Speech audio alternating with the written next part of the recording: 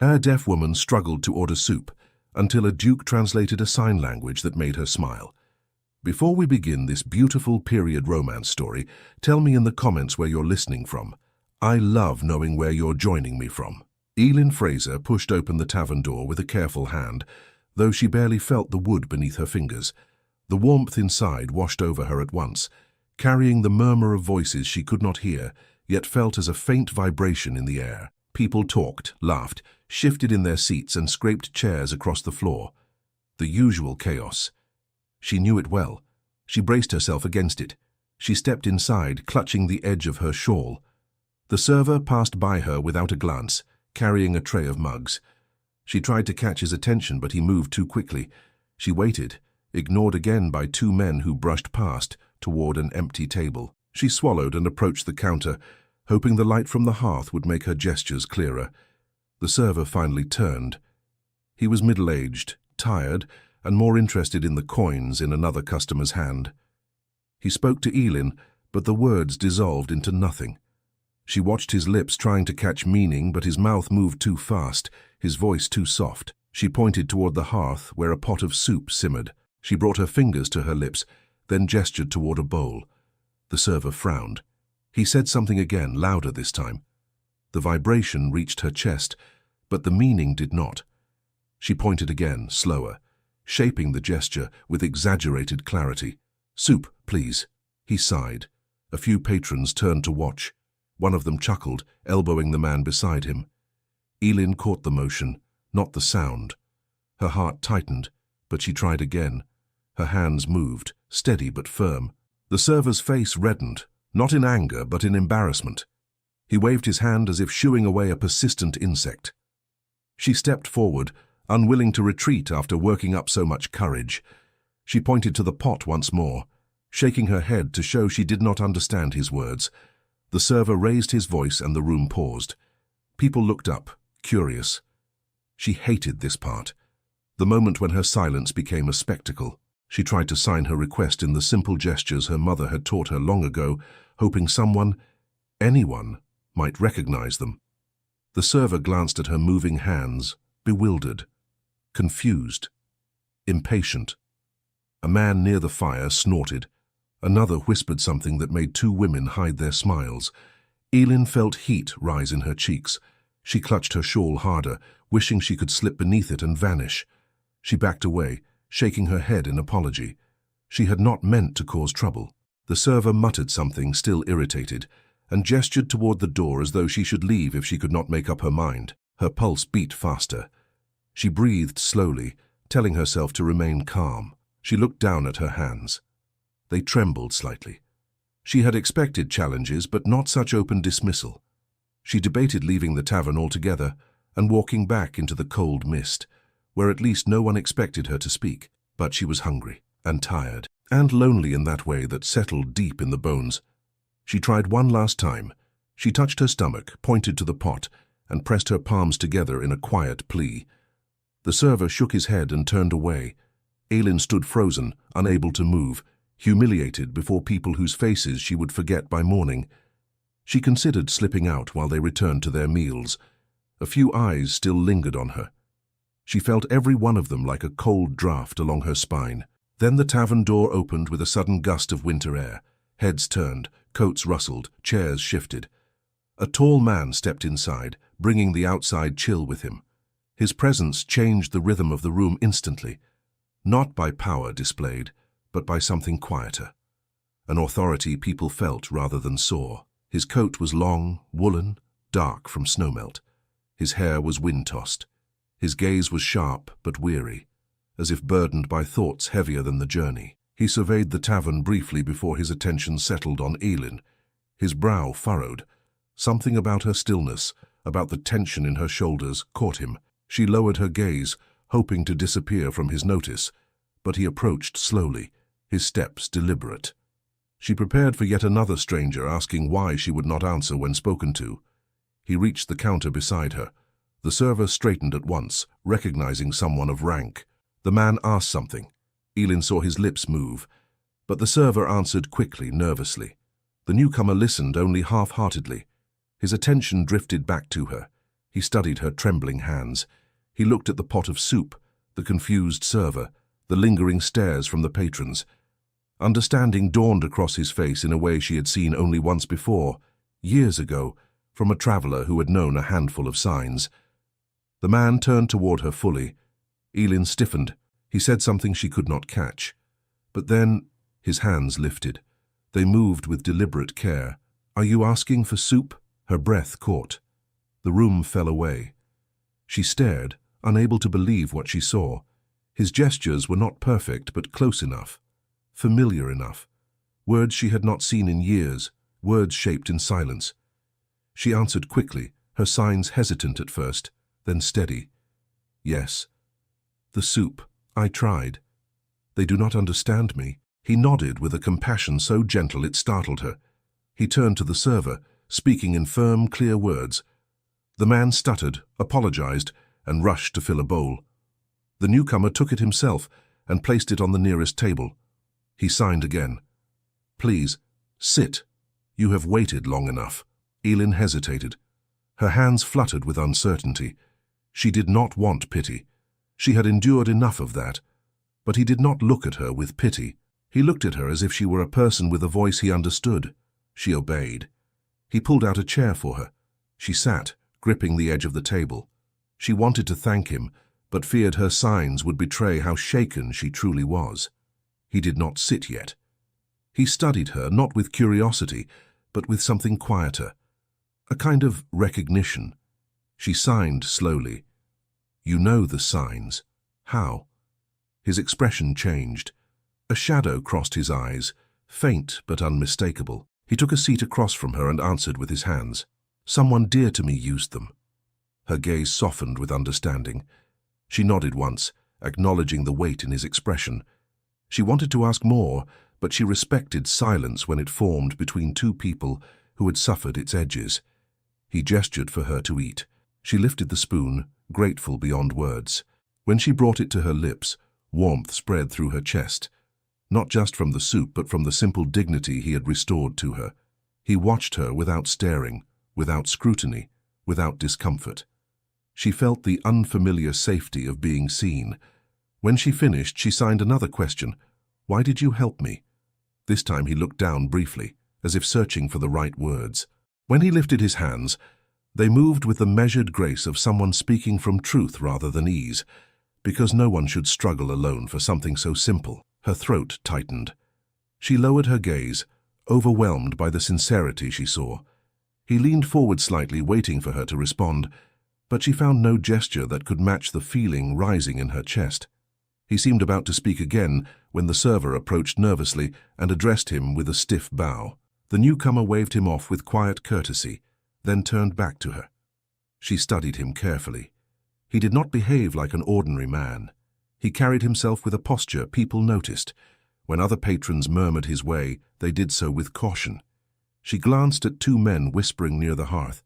One mouthed a word she recognized from years of reading expressions. "Duke." Her breath caught.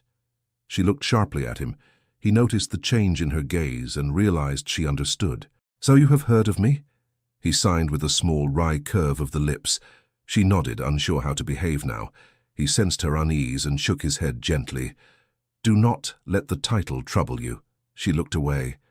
Titles always brought distance, always brought walls, and she had just begun to feel the first warmth of connection.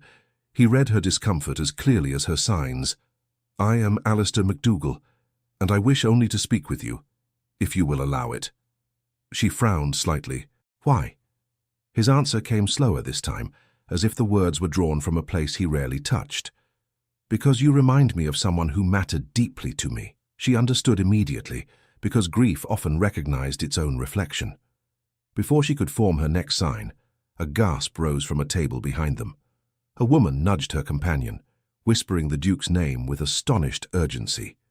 The room stirred, and the atmosphere shifted again. Elin began to withdraw, shrinking into her shawl. Alistair saw it at once. He leaned closer and signed, "May I sit with you a little longer?" She stared at him, unsure how to answer. Her fingers lifted, trembling slightly, and just as she began to form her reply, a woman across the tavern rose abruptly, eyes wide with recognition, and whispered his full title with enough force for every pair of eyes to turn toward them. The stranger lifts his hands and begins to sign. The tavern grew strangely still as the whispered title traveled through the room. Heads turned, chairs scraped. People shifted in uncomfortable curiosity, unsure whether to bow, stare, or pretend they had not heard. Elin felt the change like a sudden draft, though she heard none of the noise that followed. She saw only faces tightening with interest, backs straightening, hands pausing mid-motion.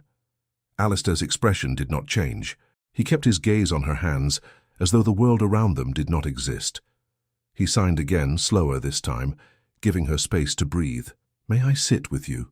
Elin hesitated. Her fingers touched the edge of the bowl. She sensed the weight of the room pressing in from every side. People watched their every movement. Expectations shifted in the air, subtle but undeniable. A duke did not sit with a girl like her, yet he waited with a patience so calm it unsettled her. She nodded. He took the seat across from her, maintaining a respectful distance. The murmurs grew louder, though Elin saw only the movement of mouths and the faint tremor of vibrations across the table.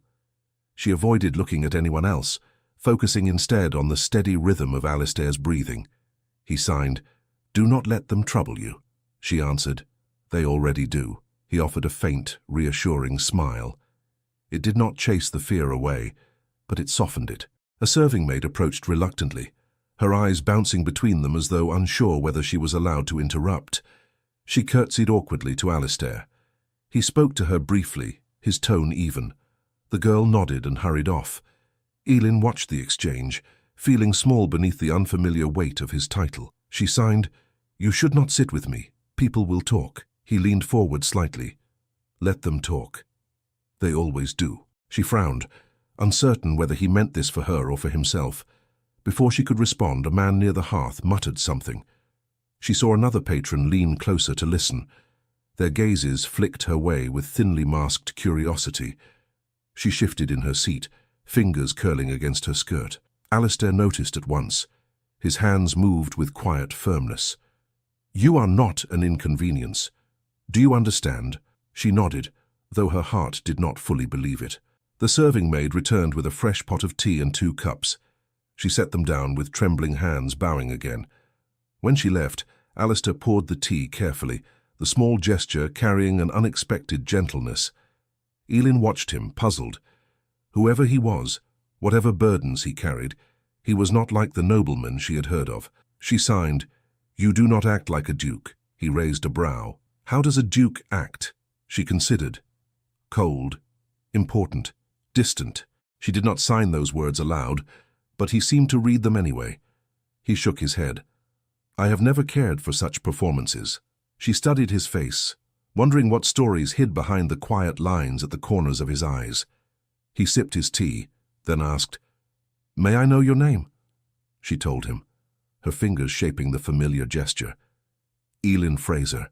He repeated it, moving his hands lightly, almost reverently. "Elin." A strong name. She looked down, unsure how to respond to that. A few moments passed in delicate silence, the kind that felt almost warm, until the tavern door swung open sharply. A cold gust swept through. Another wave of murmurs followed. Elin looked up to see a young man, breathless from running, scanning the room with urgent eyes. When he spotted Alistair, he hurried forward and bowed deeply. "Your Grace, forgive the intrusion. You are needed at once." Alistair straightened, the calm in his posture tightening into something more rigid. He spoke aloud, and though Elin could not hear his words, she saw the shift in his jaw, the tension in his shoulders. The messenger explained further, using his hands in brisk motions that suggested distress. Elin caught fragments of the expression in his eyes, worry, apology, pressure. Alistair nodded once. His gaze flickered toward her, and for a brief moment, something unspoken passed between them. Regret, frustration, the wonder of a connection interrupted too soon. He rose from the table. Elin stood as well, unsure what etiquette required of her. He shook his head softly, signing, "Please do not rise for me." But she remained standing. Her hands moved hesitantly. "You must go." He paused, his eyes softened. "It seems I must." She forced a small nod. "Thank you for helping me." He answered with a gesture that felt almost like a promise. "I am glad I was here." He reached for his coat, but before turning to leave, he signed one last sentence. "May I see you again?" Her breath caught. She had no plan for tomorrow. No certainty in her life, no assurance that such a meeting could ever happen again. Yet she felt a warmth spread through her chest, quiet but persistent. She signed a single word, yes. He gave a short, sincere bow. Nothing theatrical, only respectful. Then he followed the messenger out the door. The tavern seemed colder the moment he stepped into the mist. The room fell into uneasy silence again. Some patrons whispered. Others exchanged knowing glances. A few looked at Ailyn with new, sharp interest, as though her worth had changed simply because a duke had spoken to her. She sank back into her chair, no longer hungry. Her heart beat faster than before. She tried to steady her breath, but the memory of his hands forming her name lingered in the air. She pressed her palms together in an effort to calm herself. She had no idea whether he would truly return. Nobles lived in a world far from hers. Titles and duties shaped their every move. She had seen too much of life to believe kindness lasted. Yet a part of her wished she had said more. She decided to leave before more people stared. Pulling her shawl tight, she stepped outside into the mist-laden street. The cold bit at her fingers. She walked past the dim glow of shop windows and the faint outlines of carriages moving along the road. She could not hear the bells or the horses' hooves, but she felt their tremor along the ground. In the quiet of the evening, her thoughts grew heavier. She wondered why Alistair MacDougall had looked at her with such understanding, why he had seemed so certain she deserved respect when most people treated her as a burden. She reached the narrow building where she rented her small room above a seamstress's shop. She climbed the stairs, pushing open the door to the dimly lit hallway. The quiet pressed against her, familiar but unwelcome after such an unexpected encounter. She stepped into her room and shut the door behind her. The loneliness rushed back at once, colder than the winter air outside. She lit a small candle and sat at the edge of her bed, replaying every gesture Alistair had made, the way his hands shaped meaning, the way his eyes softened when she answered. She did not know what it meant, and she had lived long enough not to expect anything to come of it. She settled beneath her blanket, too restless to sleep. She stared at the ceiling, wondering whether she had imagined the hope in his expression. Outside, the footsteps of passers-by faded as the night deepened. The candle's flame flickered on the wall, swaying with each draught. Ailyn closed her eyes to steady her thoughts. She did not see the shadow outside her window. A figure stood on the street below, half hidden beneath a hood and cloak. He watched the faint light from her room, his breath forming clouds in the cold air. His posture was tense, caught between hesitation and certainty. After several minutes, he whispered something she could not hear. His voice broke on the words, heavy with disbelief and relief. "So, she is still alive." By morning, rumors had already begun to spread through the narrow streets of Inverness. Ailyn sensed it the moment she stepped outside the seamstress's shop. People looked at her a fraction too long. Some offered hesitant smiles, the polite kind given to someone suddenly of interest. Others stared with open curiosity, whispering behind gloved hands. She understood none of their words, but she felt the shift as clearly as a touch to the shoulder. She tightened her shawl and walked quickly toward the market square. She needed thread for the seamstress before midday, and she preferred to finish her errands unseen. But whispers trailed her like a breath of cold air. She avoided eye contact, pretending she did not notice. Near the fishmonger's stall, two women stood talking. One nudged the other when Ailyn approached. Their mouths moved briskly. One of them tilted her head with sympathy that felt sharp enough to cut. Ailyn turned away, clutching her basket tighter. She did not know what troubled her more, the ridicule from yesterday or the sudden fascination today. Neither felt safe. She hurried to the next stall. The vendor greeted her, speaking cheerfully, his lips forming shapes she could not decipher. When she did not respond, his expression faltered. He tried again, slower, but the sound still dissolved into silence. She shook her head and reached for a skein of thread, hoping the action would speak for her. He frowned and raised his voice slightly, likely without meaning to. Several people looked over. Ailyn felt the familiar ache press against her ribs. Before she could gesture an explanation, a gentle hand tapped the vendor's arm. The baker's wife stepped forward, signing in her limited, clumsy gestures. She did not know the language well, but she knew enough to say, "She cannot hear you. She wants that spool." Relief washed over Elin. The vendor nodded quickly and handed it to her with an apologetic look. Elin mouthed her thanks, hoping he could read it. As she turned to leave, the baker's wife caught her sleeve. Her expression held both warmth and hesitation. She signed slowly. "A duke spoke to you yesterday, is that true?" Elin's stomach tightened. She looked down, unsure how to answer. Silence often protected her, but this question felt different. Dangerous in a soft, unexpected way. She signed, "He helped me order soup." Nothing more. The baker's wife nodded, though her eyes suggested she knew the town would not accept such a simple explanation. People rarely did. Elin thanked her for the help and walked on, though unease clung to her like mist. When she turned onto the quieter road leading back to the seamstress's shop, she saw someone waiting at the corner, a thin man with a cap pulled low. She paused. He froze too, as if realizing she had noticed him sooner than he intended. His face brightened with recognition. He lifted a hand, not in greeting, but in a cautious request for her attention. Elin's breath faltered. She knew that face. Older, worn by time, but familiar in the way old memories clung to the edges of the heart. He approached slowly. She considered turning away, but something in his posture stopped her. He reached into his coat and withdrew a folded envelope. He held it out to her with both hands, as though presenting something fragile. Elin hesitated before taking it. Her fingers brushed his, and he stepped back quickly, nodding for her to open it. The paper trembled as she unfolded it. Her father's handwriting appeared at once, uneven, shaken, but unmistakably his. Her heart tightened with a mixture of anger and longing. She read the words silently. "My dearest Elin, if this reaches you, then Providence has granted me one last mercy. I pray you can forgive me, though I know I do not deserve such grace. I should have stayed. I should have been the father your mother begged me to be, but fear and ruin made a coward of me." Elin's vision blurred. She blinked hard and kept going. "I have little time left. Illness has found me and regrets weigh heavier than breath. Before I go, I must warn you of one truth I hid, thinking it would keep you safe. There are people who must never know who you truly are. The past holds dangers more powerful than I ever realized." Her fingers tightened around the letter, especially the family of Black Thistle.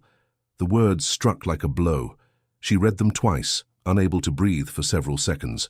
The man who had delivered the letter held up his hands and gestured for her attention. He pointed to his chest, then to the letter, then to the sky with a solemn look. He mouthed a single word she knew well from years of watching lips. "Dead." Her heart squeezed. She had prepared herself for this news long ago, but hearing it, or rather seeing it, still sent a hollow ache through her. He gestured again, writing invisible words in the air. He had been sent to find her, to deliver this, to warn her. Elin shook her head slowly. She could not understand why her father insisted she hide from a family she had never met. She signed, "Why? What danger? What truth?" The man hesitated, then gestured that she should walk with him. They moved to a quieter alley where no one else lingered. There he pulled out a small, worn notebook. He flipped through several pages and pointed to a paragraph written in a hurried hand. She read it. "Your mother left the MacDougall family in disgrace. Secrets were buried. Promises broken. If they ever learn who you are, history may repeat itself." Elin's chest tightened with confusion and fear.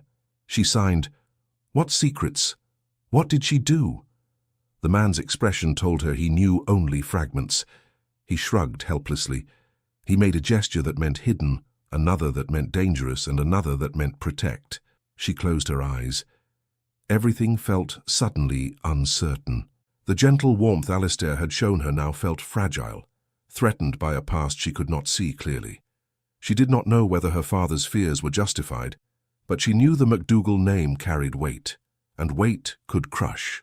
When she opened her eyes, the man touched her arm gently to offer comfort. She stepped back, not unkindly, but overwhelmed. She held up her hand. Enough. She needed time to breathe, to think. He nodded and stepped away, pulling his cap lower. Before he left, he signed something simple. "Be careful." Then he disappeared into the mist. Elin stood alone, clutching the letter. Her breath trembled. She forced herself to walk, though each step felt heavier than the last. When she reached her room again, she shut the door and leaned against it.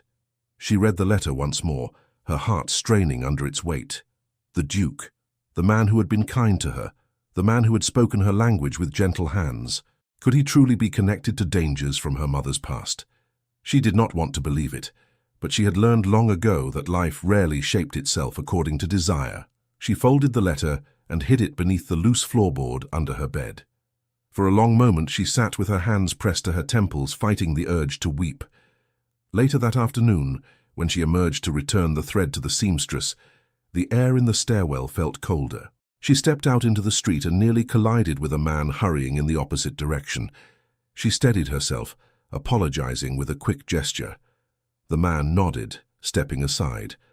But as she walked away, she did not see the troubled look he cast back at her. She did not see him whisper to himself, as though confirming a fear. She did not see him hurry toward the main road with urgency.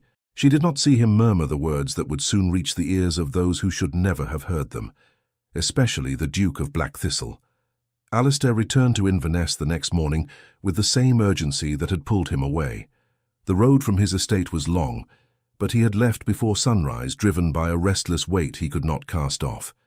He had spent the night wrestling with family matters, papers, accounts, and an argument he wished he had never entertained. Yet through it all he kept seeing a young woman in a dimly lit tavern, her hands trembling as she tried to make herself understood. When he pushed open the tavern door, the same warmth greeted him, but nothing else was the same. People stiffened at the sight of him. A few offered bows. Others pretended not to stare. But she was not there. He crossed the room, ignoring the sudden hush. He asked the server something. The man looked flustered and pointed toward the town square. Alistair thanked him and left at once. The square bustled with morning activity. Vendors called out prices, though their voices reached him like a blur. His mind was elsewhere. He scanned the faces until he saw her near the seamstress stall, her shawl pulled close, her basket held tight against her hip. Relief washed through him more powerfully than expected. He approached slowly, so as not to alarm her. When she sensed a presence beside her, she looked up with surprise. Her eyes widened when she recognized him. Her hands rose hesitantly. "You returned so soon." His own hands answered. "I meant to return yesterday. I apologize that I could not." She shook her head, telling him no apology was needed. But she kept glancing around, uneasy. People were watching again, too many. Their whispers lingered like invisible threads in the air. Alistair stepped slightly closer, instinctively shielding her from the stares. He signed, "May we walk? There is a quieter place nearby." She hesitated, then nodded. They walked toward the riverbank, where the morning mist clung low to the ground and the noise of the market softened. Elin kept her gaze on the path, trying to steady her thoughts. The memory of the letter weighed on her like a stone in her pocket, though she had left it hidden beneath the floorboard. When they reached the water, Alistair stopped. His expression had changed, gentler, shaded with something personal. He signed, "Yesterday I left more abruptly than I wished. My estate needed me, but I thought of our conversation." Elin's fingers moved before she could stop them. So did I. He seemed encouraged by her honesty. He stepped closer, careful not to invade her space. "I hope I did not cause you trouble." She shook her head. "Trouble follows me without your help." His brow furrowed. "What do you mean?" She hesitated. She wanted to tell him everything. The letter, the warning, the man who delivered it. But fear pressed hard against her voice, even in silence. Instead she signed, "People talk. They wonder why a duke would speak with someone like me." He looked genuinely confused. "Someone like you?" She stared at the ground. Deaf, poor, unimportant. He exhaled sharply, shaking his head. "I wish society valued people by character instead of circumstance." She glanced at him, surprised by the firmness in his expression. He continued, "My sister faced the same stares. People judged her without knowing her. They assumed silence meant ignorance. They were wrong." Elin watched his hands move, each gesture filled with quiet sincerity. "Your sister," she signed. "She was deaf too." He nodded. "She was younger than I. clever, kind, often overlooked. I learned the signs so she would never feel alone. But then... His hands paused. The wind stirred. He swallowed, unable to finish. Elin lowered her gaze out of respect. She signed softly. I am sorry. He nodded once, grateful. Silence settled between them. Not the heavy kind, but the thoughtful kind. Elin felt a strange warmth grow in her chest, watching him gaze out at the river, as though searching for something he had lost long ago. She wanted to ask about his sister, but before she could, he turned to her with a new question. You seemed troubled in the square. Is something wrong? Her heart kicked. She shook her head quickly. No. He tilted his head. Elin. She looked away sharply, her hands trembling. She signed, please do not ask. He paused, trying to read the fear she tried to hide. He nodded slowly. Very well, but if you ever wish to tell me, I will listen. Her lips parted, surprised by the gentleness in his offer. She forced a small nod. They stood by the river for another moment before he signed again, more lightly this time. May I walk you back? She hesitated, but the warmth in his expression eased her tension. She gave a reluctant yes. As they walked through the narrow streets, whispers stirred again. A few women paused mid-step. A man carrying a crate nearly dropped it. The presence of a duke beside a quiet, modestly dressed young woman caused ripples wherever they passed. Elin felt her cheeks warm. She kept her gaze straight ahead, but every stare pressed against her skin. She wondered how Alistair remained so composed. He seemed untouched by judgment, focused only on her hands when she spoke. When they reached the seamstress's shop, Alistair stopped. His eyes lingered on her a moment longer than necessary. He signed, May I see you again? She felt her pulse quicken. She should have said no. She should have protected herself. But the truth settled in her hands before she could resist. Yes.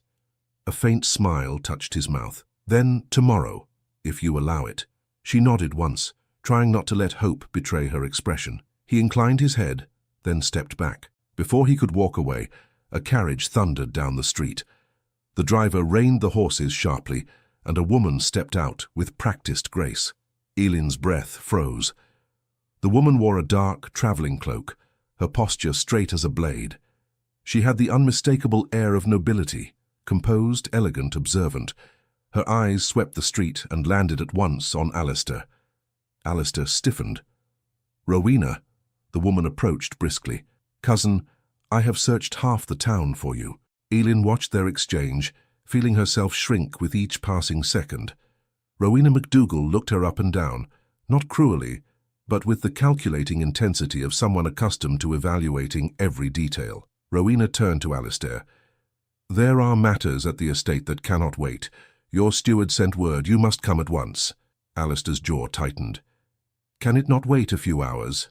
Rowena lowered her voice, though Elin caught the sharpness in her gaze. No, it most certainly cannot. Your absence has already been noted. Elin felt herself withdraw instinctively. She took a small step back, careful not to draw attention, but Rowena noticed.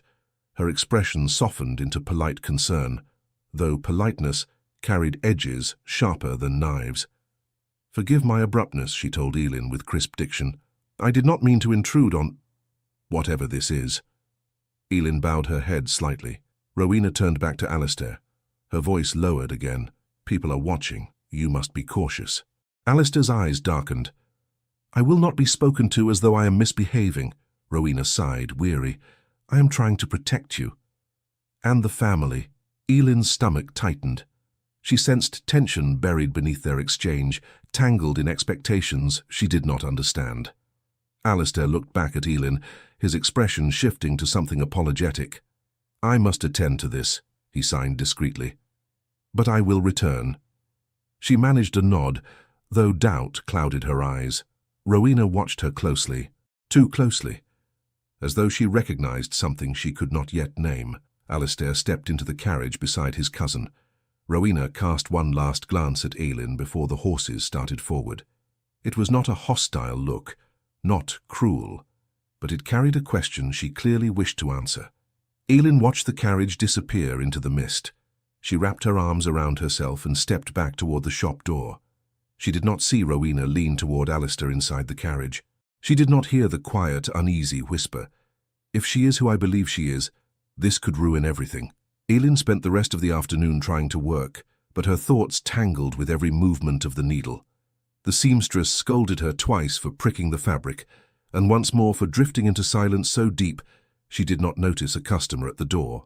Elin apologized each time with small gestures, but her hands trembled more with each apology. When evening fell, she returned to her room above the shop. She closed the door softly, as though loudness, heard or unheard, might shatter the fragile balance of her life. The letter beneath the floorboard seemed to pulse with quiet menace. She paced the room, unable to ignore it any longer. Finally she knelt, lifted the loose board, and retrieved the folded paper. Her father's words stared back at her, especially the family of Black Thistle. Her breath shook. She dropped the letter as if it had burned her. Alistair's face rose in her mind.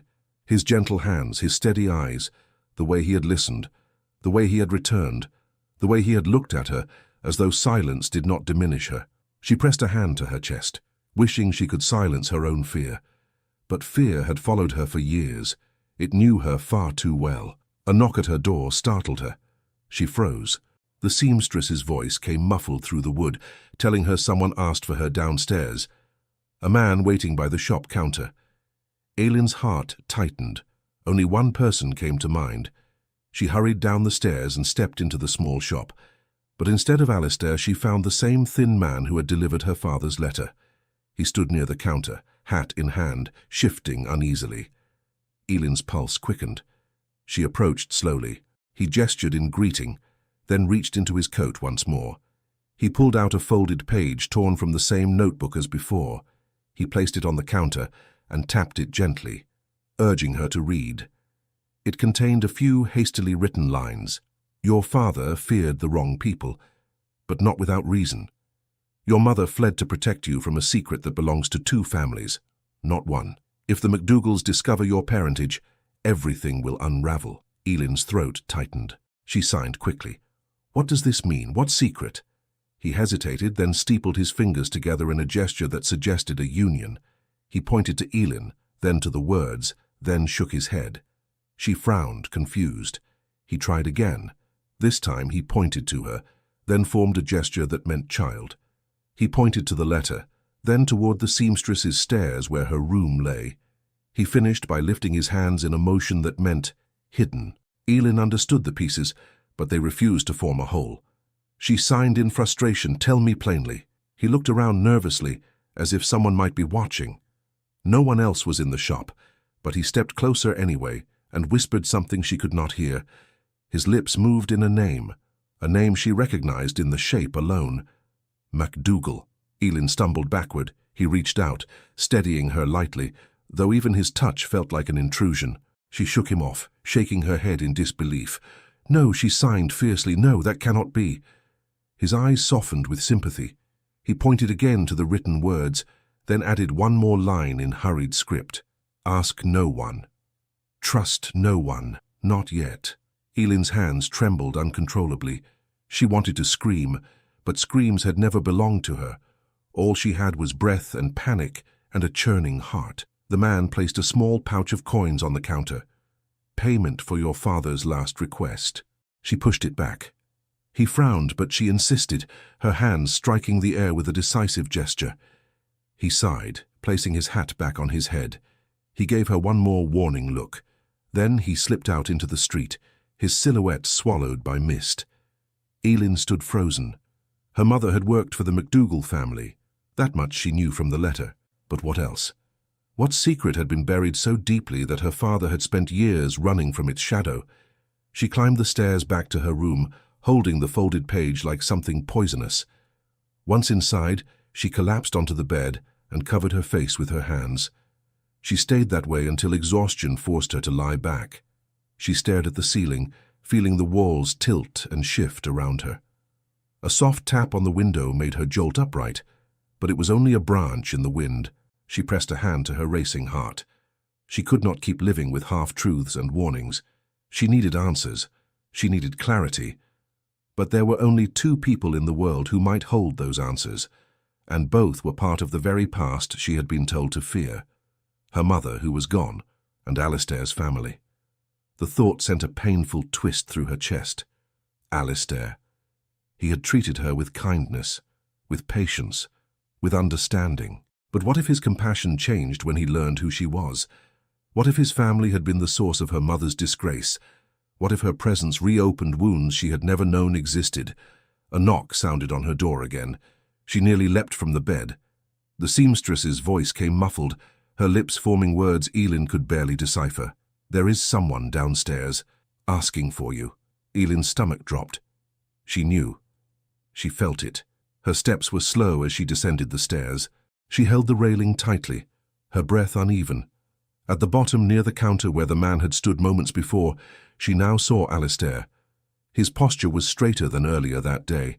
His coat was dusted with cold. His eyes locked onto her with unmistakable relief. He stepped toward her at once. Elin, her heart clenched painfully. She lifted her hands, though she did not know what to say. Alistair signed, "I came as soon as I could. There was more trouble at the estate than I expected. I am sorry for the delay."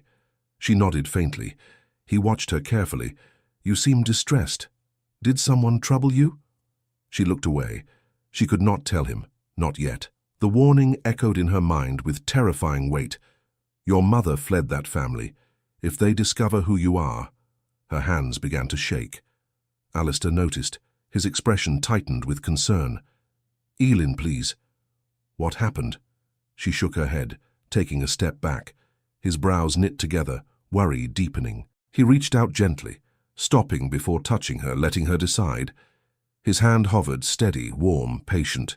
"You can trust me," he signed. "Whatever it is, you may tell me." Her breath shuddered. She wanted to believe him. She wanted to fall into the comfort of those words.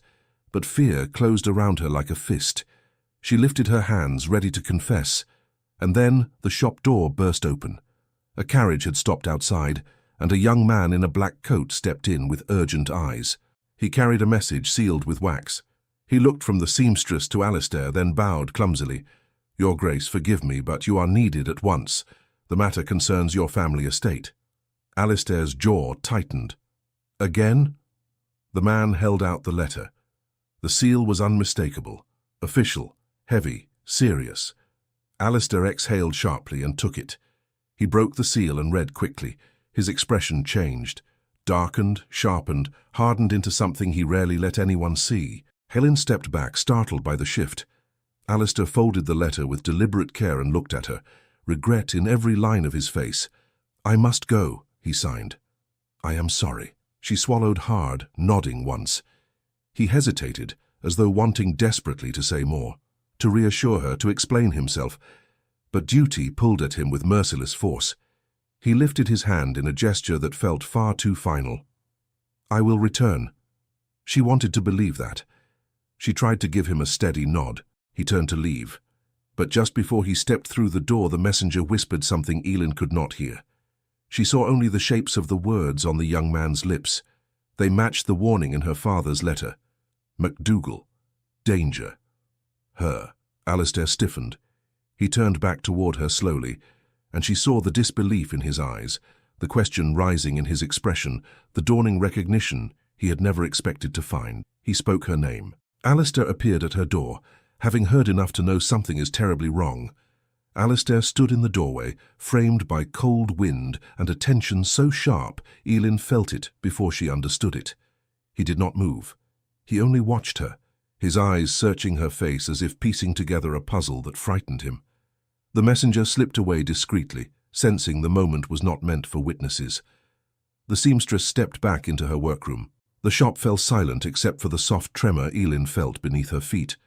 A carriage rolling past outside, or perhaps her own heartbeat. Alistair stepped inside and closed the door behind him with unusual care. He approached slowly, and she could not tell whether he feared startling her or feared what he might learn. His hands rose. "Elin, what is happening?" She looked down, unable to meet his gaze. Her fingers twitched, but formed no words. The letter's warnings pulsed in her memory, each one louder than the last. He waited a long moment. When she remained silent, he stepped closer, his expression tightening with quiet worry. "Someone spoke of you at the estate," He signed. Someone who claimed they knew your family. Her breath caught. Her hands closed into trembling fists. He continued. They said your mother once worked in my household. They said she left under painful circumstances. Elin swallowed hard. Her vision blurred for an instant. She shook her head, trying to push back the rising panic. Alistair gently reached toward her hand, but stopped just short, asking permission with a simple, steady look. She did not pull away. His fingertips brushed hers lightly, barely a touch, yet the comfort in that brief contact nearly undid her. He signed, "You can tell me the truth, whatever it is." She forced her hands to move. "My father wrote to me before he died. He warned me to stay away from your family." Alistair's expression shifted with surprise and worry, but not anger. He answered, "Why? What reason did he give?" Elin hesitated, then shaped the answer with painful slowness. "Secrets. Things that happened before I was born. Things my mother never told me." He nodded thoughtfully. "What kind of secrets?" She shook her head. "I do not know." His eyes darkened with frustration, not at her, but at the shadows surrounding them. "If someone has frightened you, I will—" She cut him off sharply. "No, no promises." His hands stilled. She looked away, unable to face him. Her fingers spelled out the truth she feared most. "I do not want to be a problem to you." Alistair stepped closer, his presence warm despite the cold drifting in from the door. "You are not a problem," he signed with firm clarity. Someone pounded on the shop door before she could answer. Alistair turned, startled. Elin stepped back, heart racing. The seamstress peeked out from the workroom, startled by the sudden noise. The pounding came again. Alistair opened the door. Lady Rowena stood on the threshold, her cloak soaked from the lingering drizzle and her expression drawn with urgency. Her gaze travelled over Alistair, then shifted swiftly to Elin. Rowena exhaled sharply. "Thank heaven I found you both." Alistair stiffened. "Both?" Rowena stepped inside, shutting out the wind behind her. She drew herself upright, torn between propriety and haste, her eyes fixed on Elin, not with hostility, but with an uncomfortable mixture of recognition and restraint. Elin tensed, pulling her shawl tighter. Rowena spoke quickly. "Alistair, before you hear this from someone less suited to deliver it, I must tell you what I've learned." He frowned. "About what?" Rowena glanced at Elin again. "About her." Elin's stomach dropped, her knees wobbled. Alistair stepped closer to her instinctively, as though shielding her from an unseen threat. Rowena took a breath, then addressed Elin directly. "Your mother, Margaret Fraser, once served as governess to my aunt's children. She came from a modest but respectable family. Many praised her kindness, and many envied her." Elin's breath hitched, but she stayed silent. Rowena continued, choosing her words with care. "There was an incident. Not of scandal, as the town gossips whispered, but of resentment. A noblewoman accused your mother unjustly. The family dismissed her to avoid conflict. Margaret left without revealing she was with child." Elin pressed a hand to her chest. She felt the world tilt, though only slightly, a truth edged with pain, but not the catastrophe she'd feared. Rowena watched her carefully. "When your mother disappeared, rumors spread among the servants. Rumors that she carried a child belonging to a member of our household." Elin's pulse quickened violently. She shook her head, trembling. Alistair's face drained of colour. "Rowena, stop. That is a cruel assumption, and entirely unfounded." Rowena nodded. "I know. Which is why I am telling you both now, before anyone else distorts the story. Margaret left to protect her child from gossip, not because of wrongdoing. The truth is simpler, quieter, and far less damning." Elin pressed her lips together, struggling to breathe evenly. Alistair signed softly. "Elin, this is not your fault." But Rowena wasn't finished. She reached into her cloak and withdrew a small framed miniature portrait. Its paint slightly faded, its edges worn by years of handling. She held it out to Elin. Elin stared, frozen. It was her mother. "You kept this," Elin signed shakily. Rowena nodded. "My aunt never forgot her. Margaret was loved by many in our household. Her departure troubled everyone, especially my uncle." Elin's hands trembled so hard she could barely form words. "Why tell me this now?" Rowena looked briefly at Alistair before answering. "Because I overheard something today. A servant travelling from another estate claimed that Margaret's daughter, the child she hid, was living in Inverness, that someone had seen her, that someone was looking for her. Aileen's blood ran cold. She stepped back, her breath hitching. Her mind raced through every warning, every shadow, every whispered fear. Rowena raised both hands in a gesture of calm. "Aileen, listen, not all dangers are real. Rumours become truths when left to wander. I came because," she hesitated, choosing her words, "because I feared what those rumours would become if handled by the wrong people."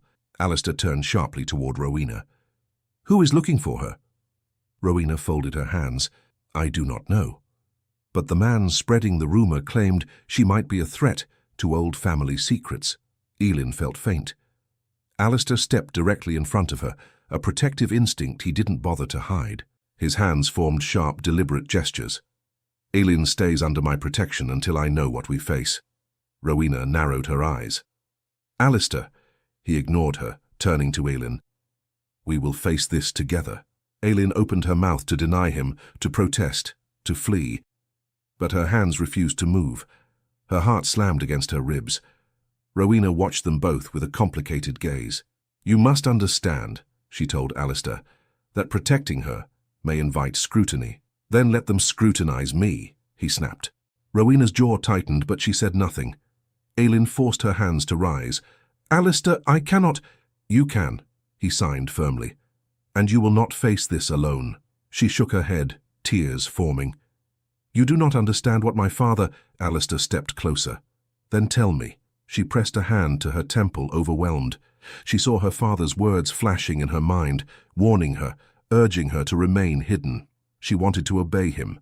She wanted to believe Alistair. She wanted to trust her own trembling heart. Before she could choose, a new shadow crossed the doorway. All three turned.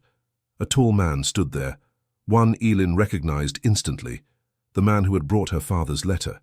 His face was pale from the wind, his breath sharp, his eyes wide. He pointed at Aileen, then at Alistair, and mouthed words she recognized without hearing them. They know who she is." Alistair turned to Aileen in shock.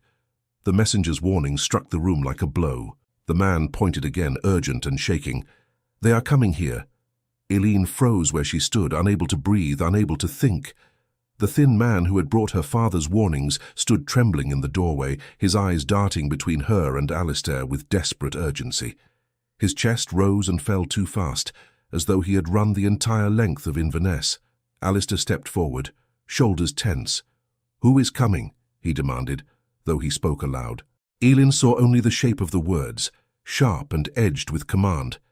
The man pointed down the street, mouthing hurried syllables she could not hear. His lips formed enough shapes for her to understand the fragments. Men, from the estate, questions, searching. Rowena paled. She looked at Alistair with sudden, alarmed clarity. "They must have learned the rumour," she murmured. "They must have heard Margaret's daughter was found." Aileen's heart lurched painfully. She shook her head again and again, stepping backward until she felt the wall against her spine. She wanted to deny everything, to run, to hide, to disappear. But her feet would not move. Alistair turned back to her. "Aileen, stay calm. We will not let anything happen to you." She lifted her shaking hands. "Why are they coming? What do they want?" Rowena answered before Alistair could. "They want confirmation. If they believe you are Margaret's child, they will want to question you, privately, discreetly." She hesitated, perhaps forcefully. Aileen's breath caught. She pressed her back harder against the wall as though it might swallow her whole. Alistair glared at Rowena. "You are scaring her unnecessarily." Rowena snapped back. "I am preparing her. Something you seem reluctant to do." Before he could answer, the man in the doorway interrupted with frantic gestures. He pointed outside, then shoved the door closed with both hands, leaning against it as if someone were right behind him. Aileen felt vibrations through the floorboards, steps, several of them, approaching at a steady pace. The seamstress peered out from her workroom, frightened. "Should I call someone?" she mouthed silently. Aileen shook her head sharply. No. No attention. No spectacle. Rowena stepped closer to the window, pulling back the curtain just enough to see. She inhaled sharply. Two men, well-dressed. from another estate. Alistair moved to her side. Do you recognize them? Rowena nodded. One serves Lord Cromwell. The other, she swallowed, is my uncle's solicitor. Aileen's pulse thudded painfully in her throat. She remembered her father's line, "There are people who must never know who you truly are." The footsteps grew louder, closer. Alistair turned to Rowena. "Stall them." Rowena blinked. "Me?" "They will listen to you," he insisted. "Tell them they are mistaken. Tell them the girl they seek is not here." Rowena hesitated, torn. Alistair added, "And keep them outside." That decided it. Rowena squared her shoulders and stepped out of the shop, pulling the door closed behind her.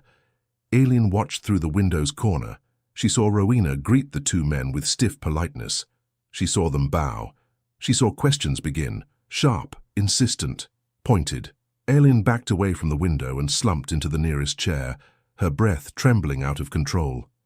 She covered her face with her hands. Alistair knelt in front of her at once. "Aileen, look at me." She shook her head weakly. He touched her wrist, gentle and careful, waiting until she lowered her hands. His eyes met hers with steady calm. "You are safe here. Do you understand?" Her hands rose slowly. "If they take me away, no one will take you anywhere," he signed firmly. Her breath hitched. She forced her fingers to speak. "You don't know what they want." His answer was steady. "Then we will find out together." Her throat tightened. "No," she signed. "It is dangerous for you, too." He shook his head. "I am responsible for what happens on my estate. If someone acts in my name without my consent, I will face them. Not you." His confidence steadied her, only slightly, but enough for breath to return. The thin man stepped closer, gesturing anxiously. He mouthed another phrase Aileen understood. "I should not stay. They know I delivered the letter." He turned and hurried into the back of the shop, disappearing out a rear exit. Aileen felt no relief, only dread. Outside, Rowena's conversation became tense enough for even Aileen to sense it through the vibrations on the window pane. Alistair rose and peeked outside as well. Rowena's gestures grew sharper. The men leaned in closer, questioning her. Aileen's stomach twisted. After a full minute, Rowena returned and shut the door quickly behind her. She exhaled hard. "They want to speak with her," she whispered to Alistair. "Immediately. They say the matter involves the protection of family reputation." Aileen's hands flew up. "No." Rowena held up a hand. "I told them she was a seamstress's apprentice and nothing more. I insisted they were mistaken, but they heard a rumor, and they want answers." "What rumor?" Alistair demanded. Rowena hesitated. "That Margaret's child survived, and that she may have a claim." Aileen stared at her, unable to breathe. "A claim to what?" Rowena spoke slowly. "To land, to inheritance, to family obligations that were never resolved." Alistair's expression darkened. "That is impossible." Rowena nodded. "That is what I told them, but they are determined to verify who she is. They said they will return with letters and documents." Aileen felt the room tilt. She grabbed the back of a chair to stay upright. Rowena turned to her. "Aileen, do you know nothing of your mother's past?" Aileen shook her head violently. "Nothing. I know nothing." She sensed Rowena's sympathy, but sympathy was salt where she needed air. Alistair touched her arm, grounding her. "Whatever they suspect, we will manage it." She lifted trembling hands. "You cannot protect me from something you do not understand." His jaw tightened. "Then tell me." Her breath faltered. She wanted to. She wanted to tell him everything. She lifted her hands, hesitated, lowered them, lifted them again. Her past felt like broken glass between her palms. Finally she signed, "My mother left here in disgrace. My father hid me so I would not carry her shame. He died warning me to stay hidden from your family." Alistair's composure wavered. Rowena's eyes widened. "He warned you about us?" Aileen nodded. "He said danger would follow me if I was found." "He did not explain why." Rowena's voice was quiet.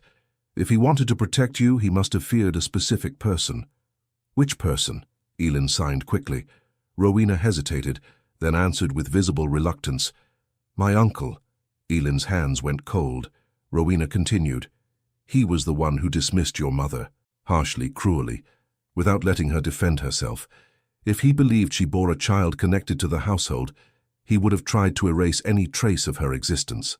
Eileen's pulse hammered in her ears. Alistair shook his head. My uncle had no right. Rowena cut him off. It was years ago. He wanted to avoid scandal. Society was merciless. He acted out of fear and pride, not malice. Eileen signed bitterly. Malice feels the same from where I stand. Rowena flinched. Alistair stepped toward Eileen. His hands moved with firm conviction. Listen to me. None of this changes how I see you, none of it. She stared at him, her breath catching.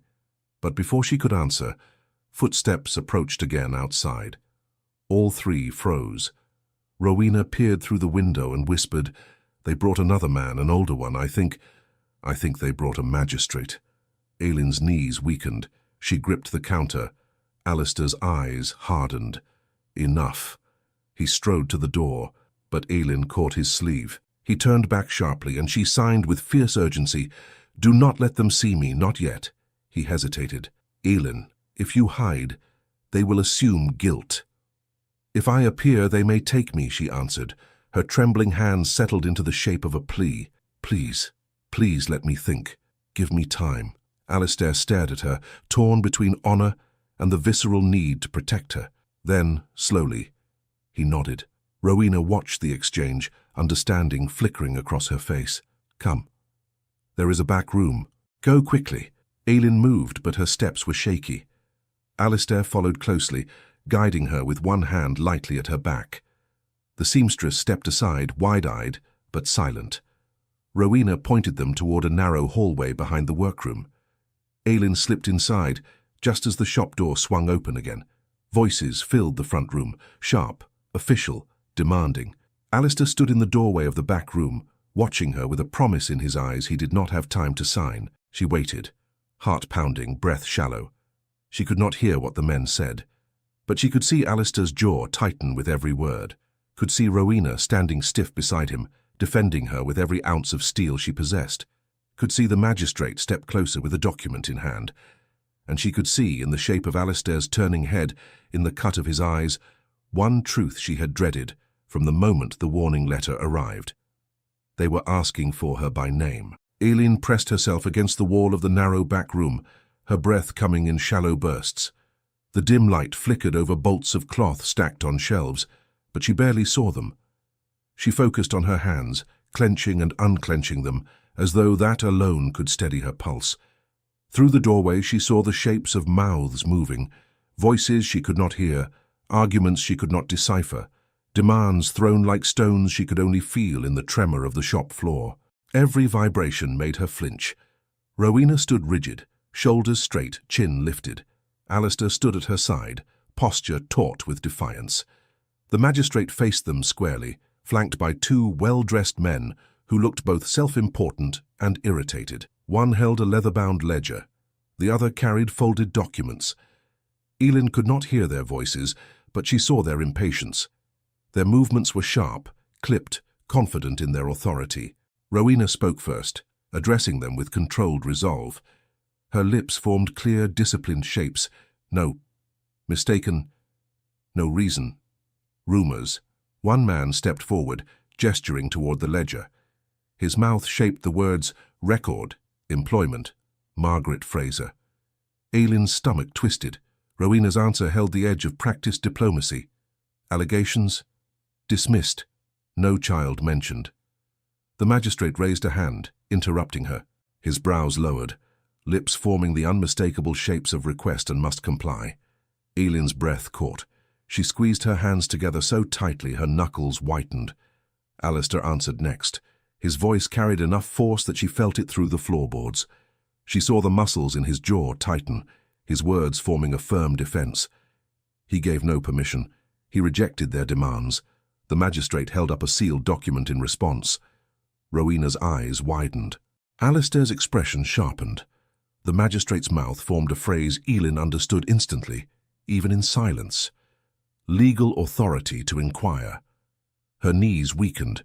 She leaned against a shelf to stay standing. In the front room, Alistair stepped closer to the magistrate, speaking with lowered voice but unmistakable tension. Rowena reached for his arm, urging caution, but he shook her off gently, never breaking his stare. The magistrate spoke again, addressing Rowena this time. His lips shaped the name Margaret, then Elin, then Child of Record. Elin's pulse slammed. She pressed her hand hard over her mouth to stop herself from gasping, though she made no sound. She closed her eyes for a moment, steadying her breath. Footsteps, heavy ones. Someone moved toward the hallway. Alistair blocked the magistrate's path immediately. Rowena stepped beside him, her chin lifting higher. Elin caught her lips forming. No cause, no proof. The solicitor stepped forward with a paper, pointing toward the back of the shop. His expression carried certainty and something like vindication. Alistair snatched the paper from the man's hand, scanning it. His face darkened. He muttered something sharp, and even without hearing the words, Elin recognized the tone of a man losing patience. He tore the paper in half. Rowena's eyes widened. The solicitor gasped. The magistrate stepped back in shock. The floor trembled beneath Elin's feet from the force of Alistair's next words. She didn't hear them, but she knew their meaning. "The shop is private property. You will not enter without cause." The solicitor pointed at Alistair angrily, shaping words like obstruction and interference. Alistair answered with calm disdain. Rowena stepped forward, hands clasped behind her back with precise nobility. She addressed the men firmly, her lips shaping the words reputation, unfounded rumors, and family concern. The magistrate hesitated. Rowena pressed on. She leaned closer, speaking with quiet authority. Elin could not catch the details, but she saw the effect. Uncertainty flickering across the magistrate's face, doubt creeping into his posture. The solicitor tried once more, but Rowena raised a hand with impeccable command. She gave a final statement, each word shaped with dignity and crisp discipline. The magistrate looked between the two MacDougalls, one noble, one resolute, and finally relented with a stiff bow. He signaled the others. They stepped back toward the door, muttering. Before leaving, the solicitor pointed a warning finger. His mouth shaped the words, "We will return." The magistrate echoed enough that even Elin caught it. "This is not finished." The three men stepped outside. Rowena followed to ensure they left the vicinity. The seamstress sank onto a stool with relief. Alistair remained frozen in place, breathing hard. Elin watched him, fearful, grateful, confused, all at once. She stepped forward from the shadows, unsure whether she should reveal herself. He turned at the slightest movement, eyes finding hers immediately. He strode toward her, stopping only inches away. His hands lifted. "Are you hurt?" She shook her head. His fingers moved again, slower now. "Elin, I'm sorry, this should not have happened." She raised her own hands, still trembling. "It is not your fault." He hesitated, then touched her elbow lightly, steadying her, inviting her to breathe. She signed.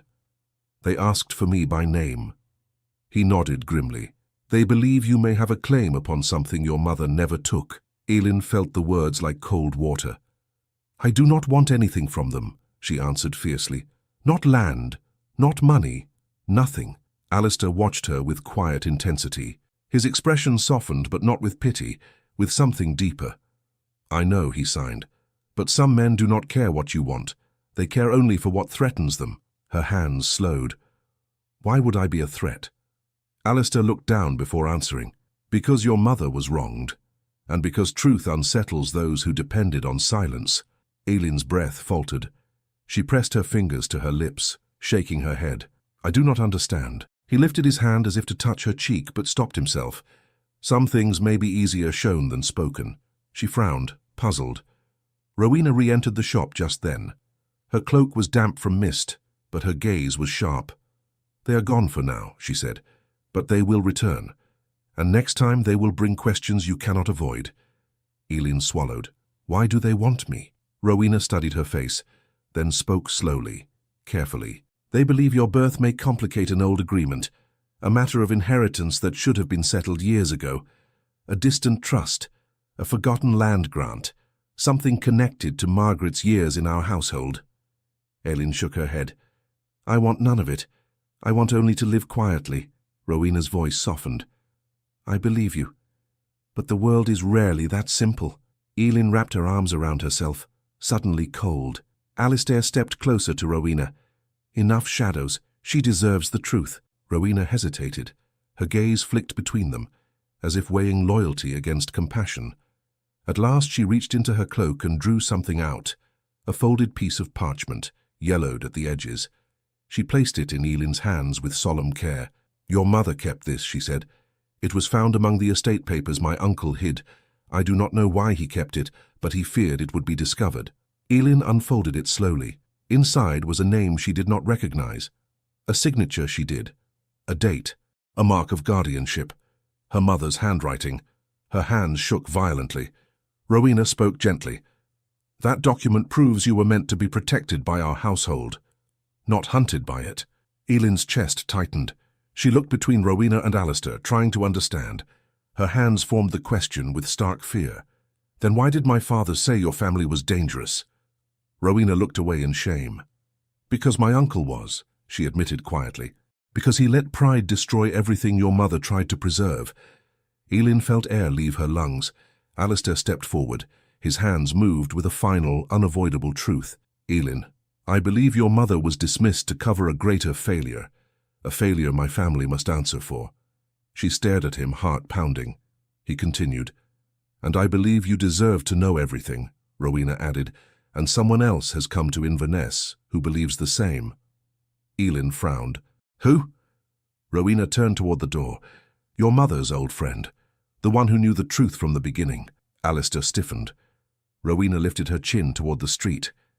"He is coming here now." Elin stood very still as Rowena's words settled like dust in a quiet room. Someone who had known her mother, someone who carried answers, someone who might finally ease years of silence.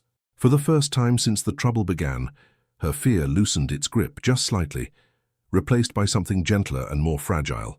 Hope. Alistair stepped closer, studying her face with the same careful attention he always gave her hands. His expression softened, no longer strained by confrontation or urgency. He signed slowly. "If this man knew your mother well, he may help us understand what she endured." Elin nodded, though her breath trembled. She wasn't afraid of the truth itself. She was afraid of what it might do to the fragile connection growing between them. Yet she wanted the truth more than she wanted safety. She wanted to reclaim the missing pieces of her story. Rowena moved toward the window, checking the street with subtle caution. She relaxed. He is alone. No men from the clan, no magistrate, only a traveler with a weary horse. Elin felt her heart beat faster. Her hands brushed her shawl, smoothing creases that were not there. She tried to prepare herself, though she did not know how. A soft knock sounded at the shop door, polite, uncertain, and nothing like the arrogant pounding of earlier. Alistair beckoned Elin to stand beside him, and she did, though she stayed half a step behind him. Rowena opened the door. The man who entered was older than Elin remembered, though she hadn't seen him since early childhood. His beard was silvered, his coat worn from travel. He carried his hat in his hands, turning it nervously, but his eyes, kind, deep, and sorrowful, were unmistakable. She knew him at once. Her father's friend, her mother's confidant, the only adult who ever signed with her after her mother died. She had forgotten his name, but not his presence, not the gentleness in his face. He saw her and froze. His mouth parted in shock. Slowly he lowered himself onto one knee, an act of respect rather than ritual, and looked up at her with eyes shining. "Elin, little Elin, you have grown." She understood the words from his lips alone. She knelt as well, reaching for him with shaking hands. He laughed softly and took her hands in both of his touch trembling. "I feared I would never find you." She swallowed hard. Her fingers moved quickly. "You knew my mother. You knew what happened." He nodded, tears gathering in the corners of his eyes. I knew everything." Rowena closed the door quietly and stepped back to give them space. Alistair remained near, his expression steady but softened by the tenderness of the moment. The man sat in a chair, still holding one of Elin's hands, as if afraid she might vanish. He spoke slowly, allowing her to read each word while Alistair and Rowena listened with solemn attention. "Your mother was a good woman, kind to all, loved by the children she taught, but she was wronged, deeply." Elin's eyes stung, but she did not look away. He continued, "Her dismissal was not her fault. She refused to lie about something she saw in the household, something a noblewoman wished to keep hidden. That lady blamed her to protect her own reputation. Rowena stiffened, knowing exactly which relative he meant. "Your uncle's wife started the rumor," the man said gently. "Not your uncle. He was misled, embarrassed. He acted rashly, believing her." Alistair looked stricken. Elin squeezed the man's hand. "What rumor?" He exhaled, weary. "That your mother sought to manipulate the family, that she wanted influence she never cared for. None of it true. But once a rumor gains breath in a noble house, it becomes truth before sunrise." Elin lowered her gaze, tears forming. He squeezed her hand. "When she left, she was with child, not because of scandal," he added quickly, seeing fear flash across her face, "but because she had wed your father in secret before she departed. They married quietly, rightly, and joyfully." Elin's lips parted in relief. Rowena clasped her hands with sudden understanding. So the child was legitimate. The man nodded firmly. "Aye, entirely. But your mother knew the household would never believe it, not after how they forced her out. She feared they would take the child to protect themselves from gossip, or worse, hide the truth forever." Alistair closed his eyes briefly, absorbing the weight of it. The man continued, "Your father hid you because he loved you, because your mother begged him to keep you away from the reach of those who had wronged her. He believed he was keeping a promise." Elin covered her mouth, overwhelmed, but the man leaned closer, his voice gentle. "He was mistaken about one thing. Not all the MacDougalls were against you. Some would have protected you. Some still will." He glanced at Alistair, who met his gaze with steady conviction. Elin looked between them, her heart tightening. She signed, "Why did my father warn me, even after so many years?"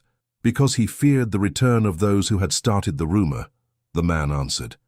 "They returned recently to the region. Old fears rose again in him. He wrote the letter hoping to shield you from shadows that no longer hold power." Rowena's voice softened. "My uncle's wife passed years ago. The venom of her lies died with her," Alistair added with quiet strength, "and no one will ever use your mother's name to harm you again." Elin stared at him. Something in his gaze steadied her in a way nothing else had. She signed, "But I feared you. I feared what you might think." Alistair stepped closer. His hands moved slowly, clearly. "Elin, nothing in this story lessens you. Nothing." Her breath caught. He continued, "Your mother protected you with courage. Your father tried to keep you safe. Their love is not shame, it is honor." The man nodded in agreement. Rowena added, "And now that the truth is uncovered, the family can make amends. Properly." Elin shook her head, overwhelmed by generosity she had never expected. "I do not want anything from them," she signed. "Not land, not inheritance, not recognition." Rowena smiled softly. "That is why you deserve them more than anyone." Alistair took Elin's hand, lifting it gently. His touch was warm, cautious, respectful. "You deserve peace," he signed, "and I will make certain you have it." Her breath trembled. She did not pull her hand away. The older man cleared his throat softly, giving the two of them a small, knowing smile. Then he looked at Elin again. "I came to tell you, your mother never stopped loving you. She carried hope in her heart until her last day. Hope that one day you would be seen for who you truly are, not for the silence imposed on you, but for the strength you carry." Elin's tears fell freely now. The man gently wiped one away with the back of his hand, just as her mother once had. "You are not alone, Elin. Not anymore." She nodded, too moved to sign. Rowena stepped forward. "The men who came earlier will not trouble you again. I will speak with the estate myself. I will tell them the truth. I will tell them the past is done." Elin's breath eased. The tension in her shoulders relaxed for the first time in days. Alistair watched her, waiting for the moment she met his gaze again. When she finally did, his expression warmed into something soft and unwavering. He signed, "We begin anew now, if you wish it." Her heart answered before her hands did. She lifted her trembling fingers. "Yes." Rowena smiled. The older man sighed with relief. Alistair's shoulders loosened. A quiet weight lifted from him. In the soft stillness of the little shop, surrounded by threads and cloth and truths finally spoken aloud, Elin felt something she had long forgotten the shape of: safety, belonging, and a quiet, growing joy. There was no fear left to silence her, only the gentle certainty that everything painful had finally begun to settle, like ripples calming on a still river. Outside, the mist lightened. Inside, Elin raised her hands one last time, steady and sure. "Thank you." And for the first time in her life, she felt free to believe that the path ahead belonged to her. The mist of early spring lifted gently from the hills when Alistair asked Elin to walk with him. The older man who had known her mother had already departed at dawn, leaving behind a quiet blessing and the promise that truth could finally rest. Rowena had returned to the estate to settle the last of the inquiries, assuring them that nothing more would trouble Elin again. Now the town was calm. The stir of gossip had faded. The magistrate had withdrawn his questions.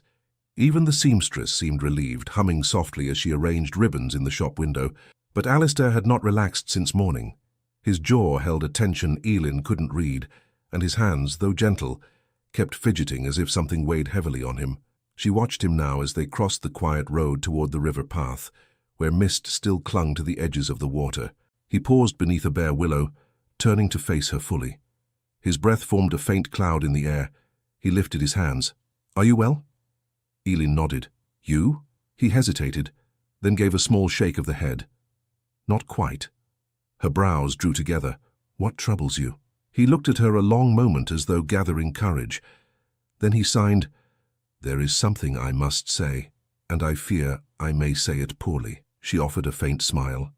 "Then say it poorly. I will still understand." He laughed softly, lowering his gaze. When he looked back up, something unguarded shone in his eyes. "Elin, I do not want you to feel bound by anything, not by the past, not by fear, not by the name my family carries." She waited, her heart quickening.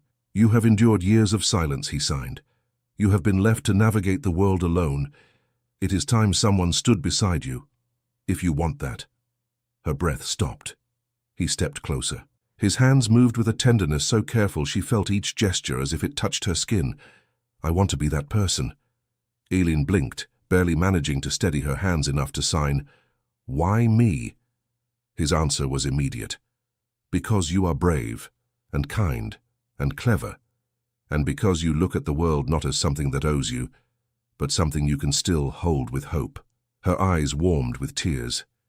He reached toward her but paused, waiting for her permission. When she nodded, he took her hand gently in both of his thumb brushing her knuckles. "And because," he added, "every moment in silence with you feels full." Elin lowered her gaze, overwhelmed. She breathed out slowly, trying to steady the emotion rising in her chest. Her hands began to shape a reply, but her fingers trembled too badly. He squeezed her hand lightly. "Take your time." She did. She lifted her hands again, her signs small but steady. "Alistair, I am no one important." His expression shifted at once, softening into something like disbelief. "No one important," he repeated. "Elin, you changed the way I see silence, the way I see patience, the way I see myself. You gave me a reason to remember kindness after years of forgetting it." She shook her head, overwhelmed, but he caught her hands gently, stopping her denial before it formed. "No more hiding," he said softly. "Not from me." She closed her eyes briefly, then looked up at him again. Her hands lifted with new courage. "I feared what you would think of me." His reply came slowly, each gesture a vow. "I think you are extraordinary." Her breath broke. A tear slipped down her cheek. Alistair brushed it away carefully, as though afraid the gesture itself might startle her into distance.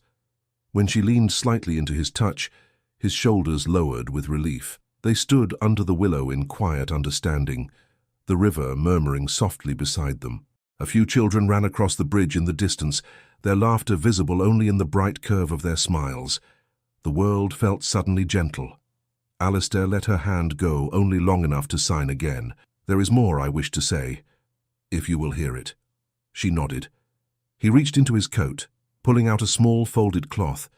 Inside it rested a ring, not extravagant, not ornate, but warm with meaning. A single polished stone, simple and clear. Something chosen with care instead of grandeur. Elin's breath caught. He held the ring in his palm, his other hand rising to speak. "I do not offer you a title," he signed, "or a grand life. Only a quiet future we can build together. One where your silence is not a burden. One where you are never misunderstood again." He looked at her, hope trembling behind his calm expression. "Will you marry me?" Eileen's hand flew to her mouth.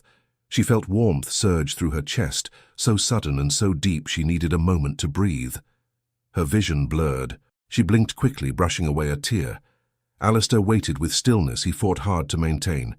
Eileen stepped closer, her hands lifted. Yes.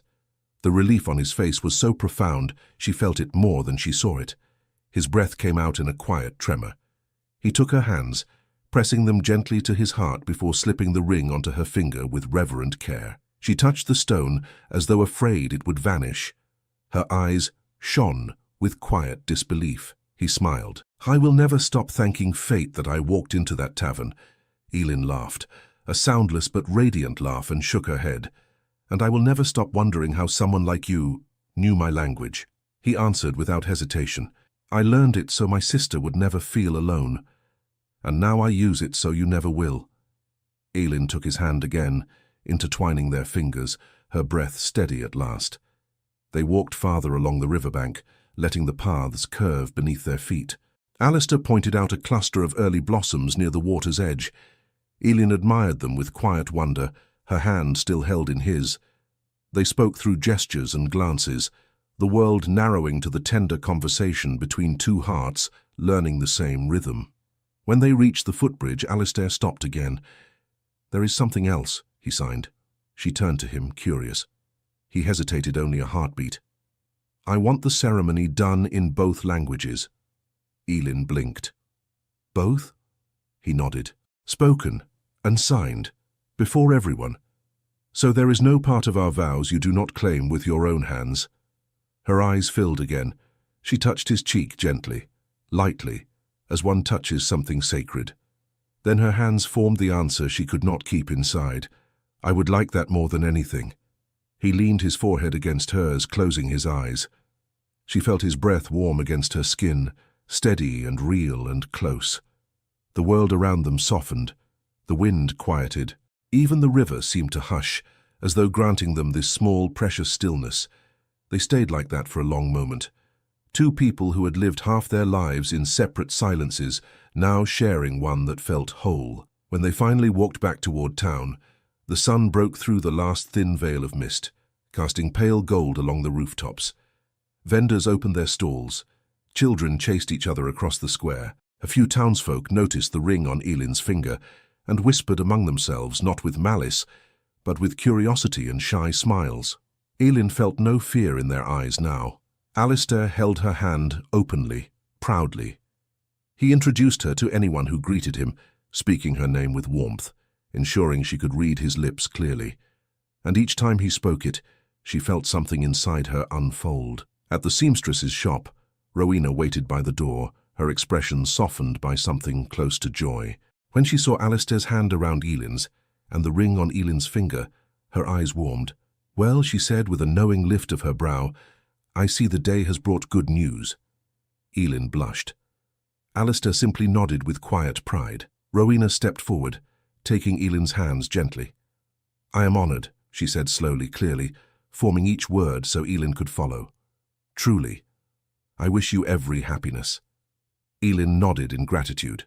Rowena continued, "And know this, whatever shadows once followed your mother, they end here, with you and with this union." Eileen held her gaze, finding sincerity free of judgment, something her younger self had never expected from nobility. When Rowena left them, Alistair turned to Eileen again. "Are you ready?" he signed. "For what?" she asked.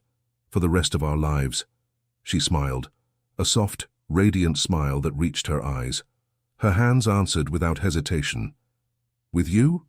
"Yes." He drew her into an embrace, gentle but steady, as though he had waited years for this moment. She rested her cheek against his chest. She felt the slow, even rhythm of his heartbeat.